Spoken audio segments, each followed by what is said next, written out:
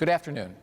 In this week's update, I wanted to address a couple of issues that residents have asked about recently before giving you a brief update on COVID. First, I wanted to update you on our road and park improvements. The Village of Orland Park Board of Trustees is responsible for over 22 square miles of infrastructure, including roads and 66 parks and open spaces. We balance the needs of all of our approximately 60,000 residents and try to be fiscally prudent and responsible while doing so. I made several observations in my first year in office, including the following. There had been an underinvestment in our infrastructure and capital needs since the turn of the century. Roads are a good example.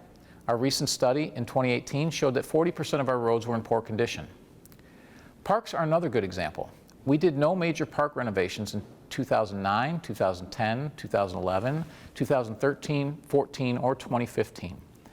While we added a few new parks in new subdivisions, we refurbished one park in 2012, 2013, 2016, and 2017. Since 2009, our park refurbishments average less than one park every other year. At that pace, it would take us over 100 years to get to all of our parks. This is a significant underinvestment. Improvements were often based on next in line rather than on the condition of the infrastructure. This often led to improving infrastructure that was still in good condition while things in poor condition continued to get worse.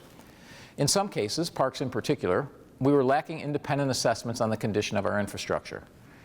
Our major parks had very little long-term planning, and John Humphrey in particular had fallen into a state of complete disrepair, and it was built in the mid-80s. Our refurbishment approach meant we were not likely to get the best pricing for many of our infrastructure projects. The growth of our economy in the 90s and subsequent revenue gains resulted in significant new infrastructure spending, which was great, but it failed to plan for life cycle replacements. An example is that from 1994 to 1999, we built 30 parks, but the village did not account for them all, needing major renovations in 2014 to 2019. For this reason, the village trustees and I worked to implement several changes and improvements as follows. We prioritized spending on infrastructure to catch up with our capital needs. We doubled spending on our road program over 5 years, which will allow us to catch up. This was approved in 2019. Increased investment in our major parks, initially John Humphrey. This began in the fall of 2019. All of these improvements at John Humphrey are now complete, and there will be a ribbon cutting this week. Increased spending on our local parks to allow us to catch up. This was also approved in 2019. We conducted a study of all of our parks to determine the condition of each of these parks. We are developing a master plan for our 3 major parks, Centennial, John Humphrey, and Schuylkill, to identify needed improvements and develop a long-term plan for those parks. We developed a 5-year capital plan for all the capital needs of the village and ranked those needs based on several factors, including current condition and importance. This plan will address all the items that the park study identified as being in poor condition. Rather than replacing items simply to put something in that's new, we are replacing items that are in poor condition and more wisely spending our capital dollars. Our buying processes have also changed to allow for more bulk purchases. For example, resurfacing multiple tennis courts in 1 year is much cheaper than doing one at a time in the one park that was being overhauled. In 2019, we approved additional investments in our roads, which are already 4 years ahead of schedule. This year, we finished phase 1 and 2 of repairing the John Humphrey complex and major renovations at 7 other parks and numerous other small improvements at the remaining parks. Over 5 years, we will do significant renovations at 54 different parks to fix items identified as being in poor condition. The second issue that has been raised recently is crime and mall safety.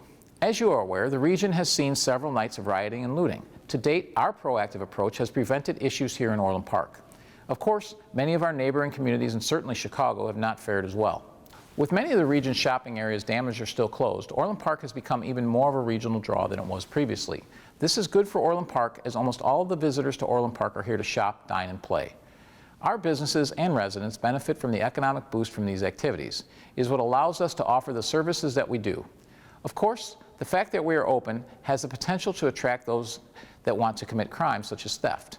We are well aware of this and remain proactive to prevent crime. We work closely with our retailers, including Simon Properties, the owners of the mall, to keep Orland Square and other areas safe.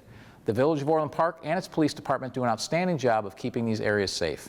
As you can see from this slide, Orland Square is the safest regional mall in Chicagoland. I think most of us would agree that Oak Brook and Woodfield are safe malls. As you can see from this reporting, Orland Square is even safer. We track this information because it's important for us to benchmark our success, and the Village, working with Simon and our other businesses, does a great job. We all know what a great police department we have. The 2019 FBI Index crime statistics show that we have the lowest number of crimes since we have been tracking this in 1994. That follows 2018, which was the previous record low. Keep in mind that in 1994, we also had 20,000 fewer residents. Also, for at least the last 6 years, Orland Park has had either the lowest or second lowest violent crime rate for towns over 50,000 in Illinois. We are a large town, so we will have incidents from time to time, but our police department does an outstanding job, and I'm very proud of the work they do and for keeping Orland Park the safe community it has always been. Now, I want to talk to you about the latest COVID-related data. Many of you are aware by now that on Friday, September 4th, Illinois reported its highest number of cases ever, 5,368, with over 149,000 tests, which is almost triple the highest number of tests in any other day. After being pressed, the state admitted this is due to reporting anomalies. I think we figured that out all on our own. Interestingly, the University of Illinois is testing all of its students each week, but those numbers are not included because they are saliva tests. However, it appears that the positive cases are counted. As you've heard me say for months, the number of cases can be manipulated. This is a prime example. Holding back reporting does not help anyone make good decisions. That is why I rely on hospitalizations due to COVID, not COVID-like illnesses, but actual COVID.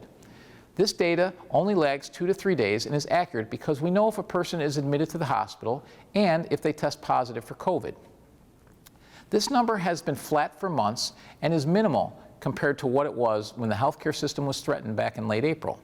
Our hospitals have plenty of capacity at this time.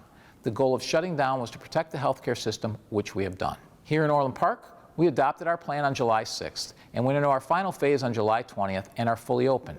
We have had concerts, the Taste of Orland, Market on the Park, softball tournaments, and other events in the last 2 months, and we are not seeing any indication of a resurgence. It is not surprising that with all this activity, we are seeing a case or two more a day, but they are not serious cases. We know this from the lack of hospitalizations. We also know that our elderly population is the most at risk. The average age of death in Orland Park is 84, and 97% of the deaths have been in long-term care facilities. We have not had a COVID-related death in Orland Park for almost 2 months, which is more good news. Recently, we have begun tracking cases by age each day. Over the last 10 days, over 63% of the cases have been for people under age 40, the age bracket least at risk from dying from the coronavirus, and we've had only 1 case over the age of 80, which is by far our most susceptible population. This is also outstanding news. Lastly, some people have tried to make an issue about cases doubling. Infectious disease experts look at this to determine if the disease spread is slowing. If it is, the days to double will keep increasing. As you can see from this slide, we were doubling every 18 days when data started to be reported and tracked. But that has improved to 70 days most recently. At the current case rate, it will now take approximately 4 months to double again. This shows that the economy can open safely. Orland Park has demonstrated that this is possible. There is no reason for the state to impose new threats, additional restaurant rules, or shutdowns of our neighbors as it has in the last few weeks. The residents and businesses of Orland Park have done a great job since the beginning of this crisis. Additionally, the village team has done a great job of ensuring that the village continue to move forward during this time. Whether it was finding PPE for our doctors, keeping our parks open, opening the pool, safely hosting events, keeping us safe when riots and lootings were devastating the region, or continuing to improve our roads and parks, our village staff has done a phenomenal job. I want to thank them for all their efforts, and I want to thank you for all of yours. Have a great afternoon.